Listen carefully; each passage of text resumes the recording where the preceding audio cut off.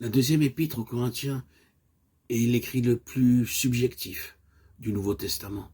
2 Corinthiens 1, 8, 9, 4, 7, 10, 6, 8, 10.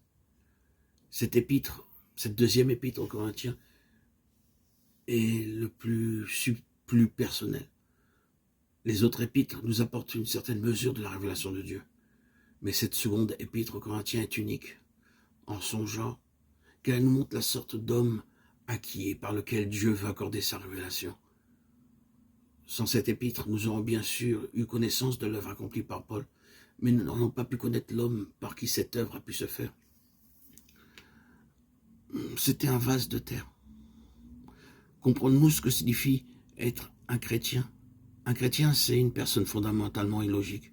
C'est quelqu'un en qui réside un paradoxe. Et ce paradoxe procède de Dieu. Certains conçoivent le christianisme uniquement comme un trésor sans qu'il y ait de vase de terre. S'ils rencontrent le vase de terre quelque part, ils pensent qu'il y a quelque chose de faux. Mais la logique de Dieu est totalement différente de celle de l'homme.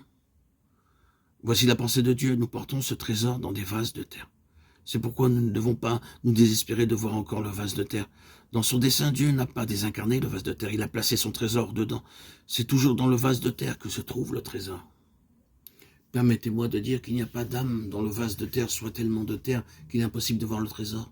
La beauté du trésor est mise en valeur par le vase de terre dans lequel il est placé. Paul était un homme, un vrai homme, mais la vie du Seigneur resplendit au travers de sa vie. Il n'était pas un automate, il avait des sentiments, il n'était pas invariablement triste ou heureux.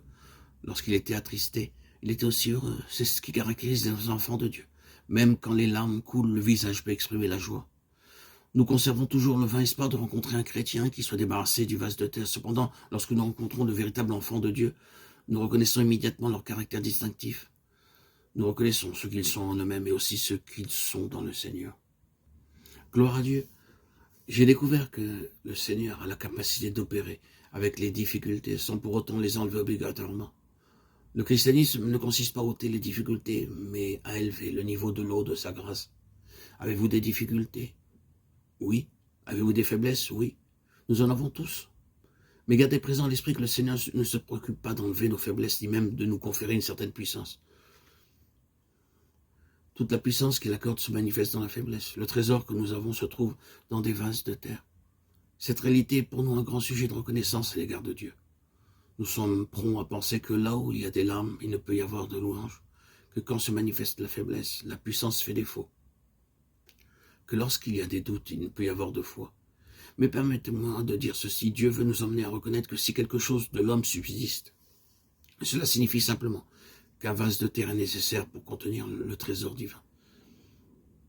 Par conséquent, lorsque nous sommes conscients que nous faiblissons intérieurement, ne laissons pas la porte ouverte à la dépression, mais au Seigneur. Et le trésor brillera d'autant mieux que son écrin est un vase de terre. Ce n'est pas une théorie que j'affirme, je sais de quoi je parle. C'est en cela que réside la force du christianisme. Le trésor de Dieu peut se manifester dans tout vase de terre. Le christianisme est un paradoxe, et c'est lorsque nous vivons de ce paradoxe que nous pouvons mieux connaître Dieu. Plus nous avançons dans la vie chrétienne, et plus cela devient paradoxal. Le trésor se manifeste de plus en plus, mais le vase de terre demeure un vase de terre. C'est une merveilleuse chose. Considérons simplement la patience divine dans un homme qui est impatient par nature et comparons-le avec quelqu'un d'autre que rien au monde ne pourrait émouvoir. Regardons la divine humilité qui émane d'une personne orgueilleuse par nature et comparons-la avec une autre personne toujours disposée à s'effacer. Voyons la force que Dieu déploie chez une personne faible et comparons-la avec quelqu'un qui a un fort tempérament. La différence est considérable.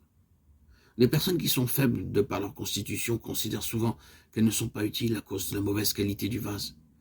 Mais il ne faut pas se décourager car le trésor dans le vase est d'une telle qualité que tout ce qui l'environne ne fait que contribuer à rehausser son éclat.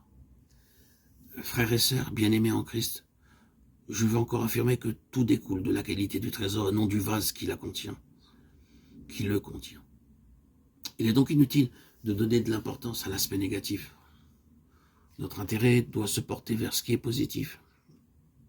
Le Seigneur est tout puissant pour se manifester dans la vie de chacun d'entre nous et lorsque cela se réalisera, nombreux sont ceux qui pourront voir le trésor en eux-mêmes. Leur vie intérieure débutera à éclore. telle une fleur en